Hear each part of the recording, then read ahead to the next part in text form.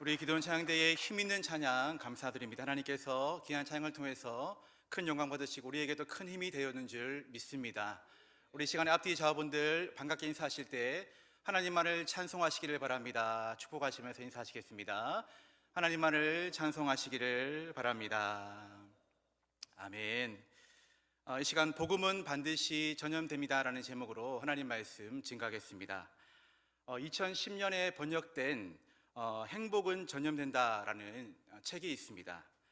이 책은 하버드 대학교 의과대학 교수인 니콜라스 크리스타키스 교수와 캘리포니아 대학교 사회학 교수 제임스 파울러가 공동으로 쓴 책입니다. 두 저자는 1971년부터 2003년까지 무려 32년 동안 총 1만 2천여 명의 사람들과 그들의 가족, 친구, 이웃, 직장 동료까지 포함해서 5만 명 이상으로 연결된 거대한 인간관계망을 추적하며 연구했습니다. 그 결과 놀라운 사실을 발견하게 되었습니다. 바로 한 사람이 행복해지면 그와 가장 가까운 친구가 함께 행복해질 확률이 무려 15% 증가한다라는 것입니다. 그리고 그 친구의 친구까지도 행복해지는 퍼센트가 10%가 늘어나게 되고, 심지어 친구의 친구의 친구, 즉 3단계 떨어진 사람에게까지도 약 7%의 영향이 퍼진다는 연구 결과였습니다. 별로 놀라지 않으시네요. 다시 말해 한 사람이 행복이 3단계까지 퍼진다라는 것입니다. 즉 여러분이 행복해지면 여러분과 가장 가까운 가족, 친구, 이웃, 우리 춘천 동부교회가 행복해진다라는 것입니다. 행복이 전염된다라는 것입니다. 이 결과를 가지고 연구자들은 이렇게 말했습니다. 행복은 개인의 상태가 아니라 네트워크의 상태이다. 바로 한 사람의 상태가 그 사람에게서 끝나지 않고 관계망을 따라 퍼져 나간다라는 것입니다. 자, 그런데 흥미로운 사실은 이것만이 아니었습니다. 이 연구는 행복만이 아니라 부정적인 것도 전염된다라는 결과를 냈습니다. 자신에게 가장 가까운 사람이 우울해지면 자신의 우울해질 확률도 증가한다라는 당연한 사실이었습니다. 그리고 친한 친구 중에 좀 뚱뚱한 친구가 있습니다. 비만인 사람이 있으면 자신도 비만이 될 확률이 무려 57% 증가한다라는 것입니다. 여러분이 이렇게 조금 이제 몸이 뚱뚱하신 분들은 여러분들 때문이 아니라 여러분들과 가장 가까운 분들이 몸이 있기 때문에 이런 결과가 나왔다라는 것이죠. 여러분, 이 연구 결과가 말해주는 것이 무엇입니까? 바로 우리가 혼자 사는 존재가 아니라는 것입니다. 우리는 서로 연결되어져 있고 서로에게 영향을 주고받는 그런 존재라는 것입니다. 우리는 오늘 또 살아가면서 누군가에게 영향을 받았습니다. 또 누군가에게 영향을 주었습니다. 이처럼 한 사람의 삶은 한 사람에게서 끝나지 않습니다. 그래서 한 사람의 말이 가정을 바꿀 수가 있고 한 사람의 태도가 공동체의 영적 분위기를 바꿀 수가 있는 것입니다. 자, 그런 점에서 여러분의 믿음도 여러분에게서 절대로 끝나지가 않습니다. 여러분의 간절한 기도도 여러분에게서 끝나지 않습니다. 여러분의 믿음과 기도는 반드시 누군가에게 영향을 끼치게 된다라는 것입니다. 그렇다면 우리는 여기서 반드시 이 질문을 해야 합니다. 그렇다면 내 삶을 통해서는 지금 무엇이 전염되고 있는가? 오늘 본문은 사도 바울이 로마 총독 벨릭스 앞에서 재판을 받는 그런 장면입니다. 우리 1절 말씀을 함께 읽겠습니다. 시작. 닷새 후에 대제사장 아나니아가 어떤 장로들과 한 변호사 도돌로와 함께 내려와서 총독 앞에서 바울을 고발하니라. 자, 바울 한 사람을 재판하기 위해서 대제사장, 그리고 장로들, 그리고 전문 변호사까지 총동원되었습니다. 자, 왜 이렇게까지 했을까요? 바울 한 사람이 그들에게는 너무나도 위험한 존재였기 때문입니다. 그만큼 바울은 영향력이 있는 그런 사람이었다라는 것입니다. 그들이 바울을 두려워한 이유는 바울이 힘이 있어서가 아니었습니다. 바울이 정치적 권력이 있었기 때문이 아니었습니다. 바울이 세상적인 무기를 가지고 있었기 때문이 아니었습니다. 바로 바울 안에 예수 그리스도의 생명, 곧 복음이 살아 움직이고 있었기 때문입니다. 그래서 그들은 이렇게 5절에서 이야기하죠. 우리가 보니 이 사람은 어떤 사람이라고요? 전염병 같은 자다. 우리가 보니 이 사람은 전염병 같은 사람이다 라고 그렇게 표현을 하고 있습니다. 여러분, 여기서 전염병이라는 단어는 헬라어로 로이모스라는 말입니다. 이 말은 단순한 감기나 가벼운 질병을 가리키는 말이 아니라 공동체 전체를 무너뜨릴 만큼 빠르고 강력하게 퍼지는 치명적인 전염병을 의미합니다. 그들의 눈에 이 바울을 그대로 두면 이 공동체 전체를 뒤흔들어 버릴 사람들의 생각과 가치관과 세계관을 완전히 바꿔버릴 위험한 사람이었다라는 것입니다. 사도행전 9장에서 바울은 다메섹 도상에서 부활하신 예수님을 만나는 그런 사건이 있게 되죠. 그 사건을 계기로 사도 바울의 인생은 완전히 바뀌게 됩니다. 예수를 핍박하던 사람이 예수를 위해 내 생명을 바쳐서 그 생명을 바치는 사람이 됩니다. 교회를 핍박하던 사람이 교회를 세우는 사람이 되어집니다. 복음을 막던 사람이 복음의 길을 여는 사람이 되어진 것입니다. 여러분, 복음은 존재 자체를 완전히 바꾸어 버리는 것입니다. 복음은 우리의 습관을 조금 고치는 것이 아니라 우리의 인생의 방향을 완전히 바뀌어 버리는 능력이 있는 것입니다. 그래서 고린도후서 5장 17절에서 바울은 이렇게 선포합니다. 그런즉 누구든지 그리스도 안에 있으면 새로운 피조물이라. 이전 것은 지나갔으니 보라 새 것이 되었도다. 아멘이시죠? 예전에는 쉽게 화를 내던 사람이 참고 용서하기 시작합니다. 예전에는 늘 불평하던 사람이 이제는 감사의 말을 하기 시작합니다. 예전에는 염려를 붙들고 살던 사람이 이제는 기도로 반응하기 시작합니다. 예전에는 자기 이익을 먼저 생각하던 사람이 누군가를 섬기기 시작합니다. 그래서 주변 사람들이 묻습니다. 저 사람 왜 저렇게 달라졌지? 김 집사가 왜 이렇게 변했지? 우리 엄마가 달라졌어요. 우리 아빠가 달라졌어요. 여러분, 예수님을 믿으면서 이 질문을 받아야 됩니다. 왜 달라지셨습니까? 무엇이 이유입니까? 여러분, 그 질문이 증거가 되는 것입니다. 이것이 바로 복음이 전염되는 방식인 것입니다. 성경을 보게 되면 하나님께서 특별히 공동체를 다루실 때에 이 전염의 원리를 매우 중요하게 여기시는 것을 보게 됩니다. 레위기의 말씀을 보게 되면 하나님께서는 나병이나 악성 피부병과 같은 그런 질병에 걸린 사람을 어떻게 하십니까? 철저하게 진단하고 그리고 구별하고 격리시키셨습니다. 여러분, 왜 그렇게 하셨습니까? 한 사람의 건강 문제 때문이 아니었습니다. 바로 공동체 전체를 보호하기 위함이었습니다. 한 사람의 질병이 공동체 전체로 퍼지는 것은 시간 문제였기 때문입니다. 하나님은 개인도 사랑하시지만은 공동체를 사랑하시기 때문에 이 전염을 결코 방치하지 않으셨습니다. 철저하게 진단하셨고 구별하셨고 격리시키셨습니다. 그렇게 공동체를 보호하셨습니다. 또 우리 하나님께서는 죄와 이 불신앙도 전염된다는 사실을 잘 아셨습니다. 여러분, 출애굽 이후에 광야에서 있었던 일을 기억해 보십시오. 처음에는 몇 사람만이 불평하기 시작했습니다. 물이 없다, 먹을 것이 없다, 애굽이 더 좋았다. 처음에는 몇 사람이었습니다. 그런데 그 불평이 어떻게 되었습니까? 순식간에 공동체 전체로 퍼졌습니다.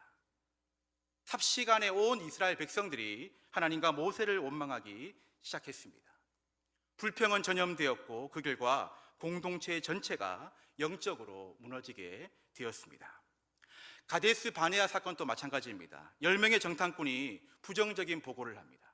우리는 그 땅을 정복할 수가 없습니다. 우리는 그들에 비하면 메뚜기와 같습니다. 그 말이 공동체를 전염시켰습니다. 감염시켰습니다. 두려움이 퍼졌고 믿음이 무너졌고 그 결과 이스라엘 공동체는 40년을 광야에서 방황하게 되었습니다. 여러분, 성경이 우리에게 보여주는 영적 원리는 분명합니다. 전염된다라는 사실입니다. 죄가, 불평이, 두려움이, 불신앙이 전염된다라는 사실입니다. 자, 그런데 여러분, 이것은 단지 광야 시대의 이야기만이 아닙니다. 오늘 우리의 가정과 우리 교회 안에서도 동일하게 일어날 수 있는 현실입니다. 가정에서 아버지가 불평하기 시작하면 그 불평은 가정의 분위기를 완전히 바꾸어 버립니다. 반대로 아버지가 감사를 말하기 시작하면 가정의 분위기가 달라집니다. 어머니가 기도하기 시작하면, 아버지가 기도하기 시작하면 가정의 영적인 분위기가 다시 살아나게 되는 것입니다. 교회도 마찬가지입니다. 한 사람이 원망을 말하기 시작하면 공동체 영적 온도가 식어져 버립니다. 그러나 한 사람이 할 수 있습니다. 한번 해봅시다. 우리 기도합시다. 한번 순종해 봅시다. 힘들지만 한번 믿음으로 나아가 봅시다. 이렇게 믿음으로 선포하면 공동체 전체에 이 믿음이 퍼지기 시작하는 것입니다. 그런데 문제는 이것입니다. 과연 나는 무엇을 퍼뜨리는 사람인가? 과연 나는 무엇을 전염시키는 사람인가? 두려움인가? 냉소인가? 불평인가? 아니면 믿음인가? 감사인가? 복음인가? 오늘 본문 5절 말씀에서 우리가 보니 이 사람은 전염병 같은 자다. 유대인들은 바울을 비난하며 그렇게 말했습니다.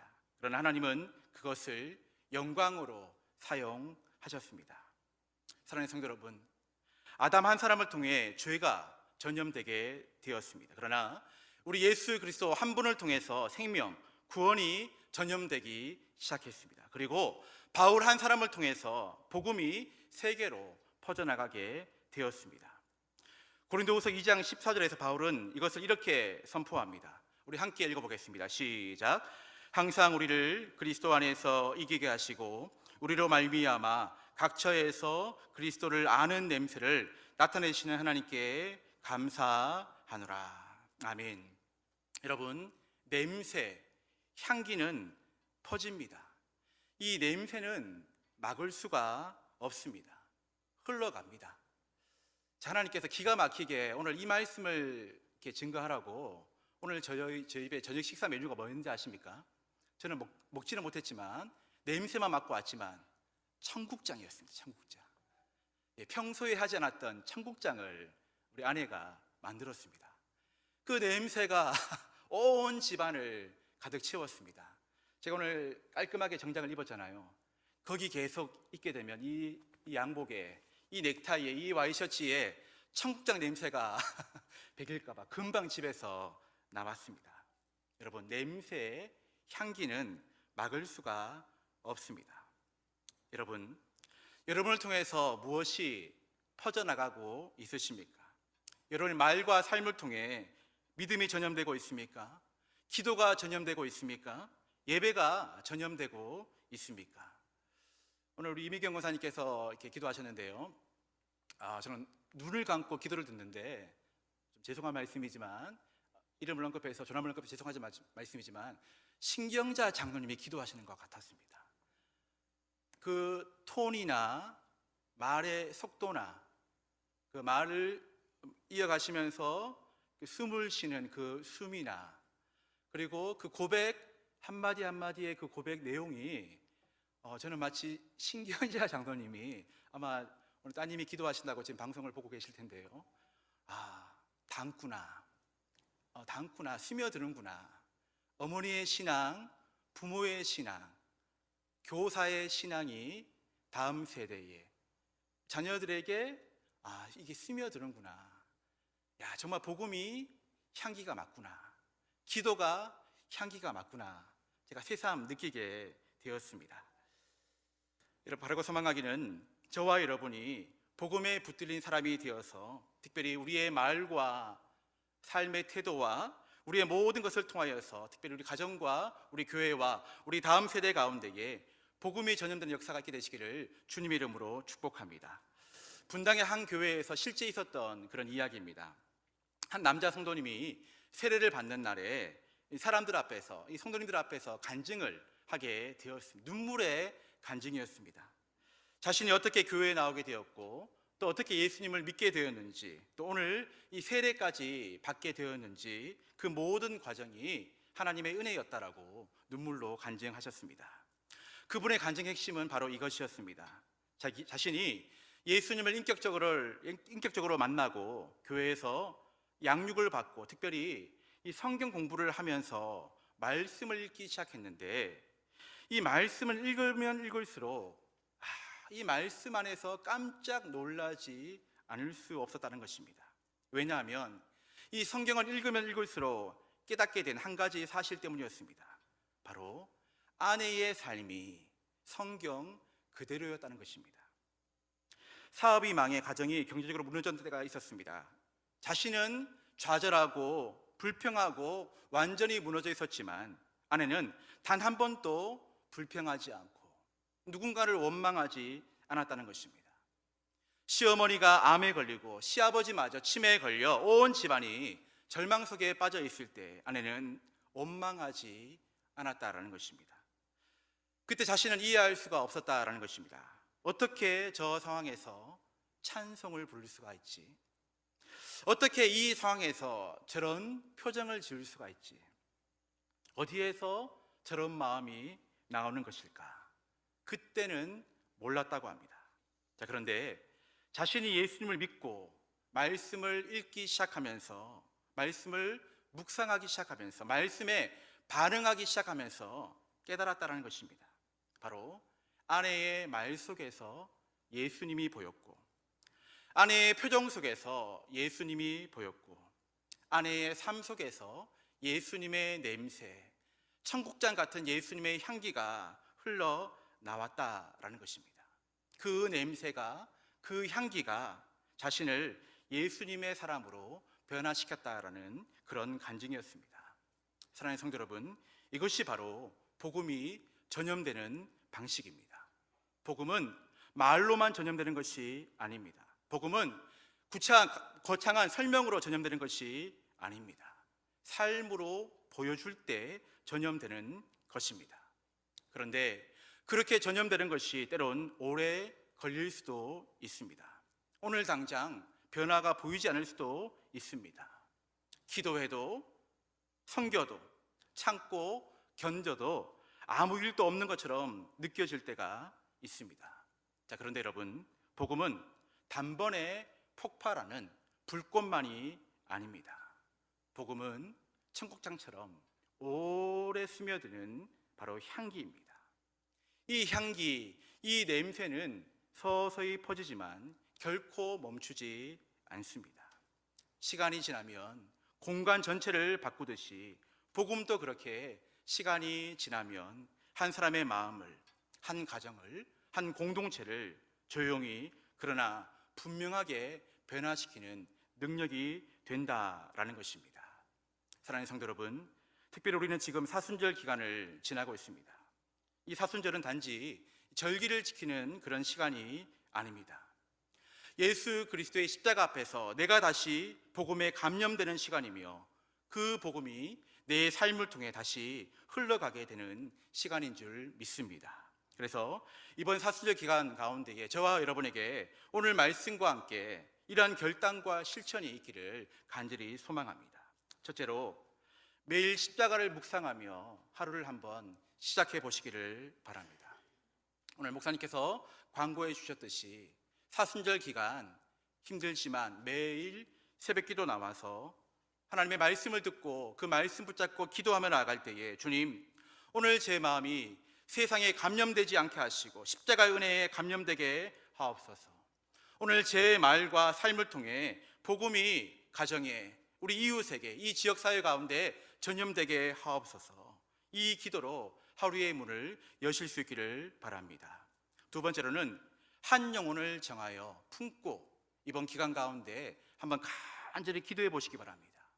여러분의 가족 중에, 또 자녀 중에, 이웃과 친구 중에, 지인 중에 아직 복음을 듣지 못한 사람들이 있다라면, 복음을 들었다가 낙심한 사람들이 있다라면, 아직까지 이 복음의 능력을 깨닫지 못한 그런 사람이 있다라면, 여러분, 이번 기간 가운데 이름을 불러가며 매일 불러가며 기도하실 수 있기를 바랍니다. 여러분의 그 기도를 통해서 복음이 그 영혼에게 전염되게 될 줄 믿습니다.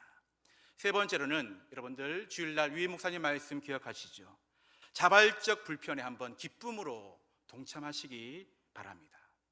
우리 주님께서는 우리를 위해서 자발적인 불편을 선택하셨습니다.